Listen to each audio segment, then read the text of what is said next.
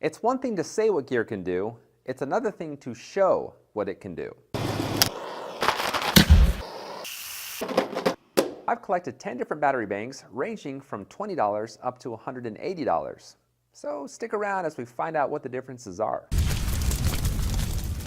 I'll start off with this 5200 milliamp battery from Tattu Plus, which costs $20. Tattu claims it can charge an iPhone 7 2 times and Galaxy S7 1.3 times. It has 2 ports for charging, so let's see how well it works.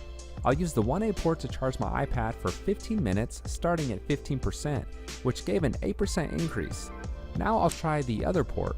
Now keep in mind, I did drain the iPad back down to 15%. There is going to be a little bit of variability in the results because I didn't know if it was going to be a 15% just coming out of 14% or 15% about to hit 16%. The iPad doesn't really make that clear, so once it just hit 15%, I started again and ran each test for 15 minutes. 15 minutes later, I had a 3% gain, so I switched back to the faster port and added a phone to see if I still get the 8% gain from before. 15 minutes, I had a 7% gain, so charging 2 devices does affect it a little. Tattu takes an hour and a half to recharge and doesn't really affect the output, which still gave a 7% increase. If you ever lose your power adapter, like I have before, this acts as one for any USB cord.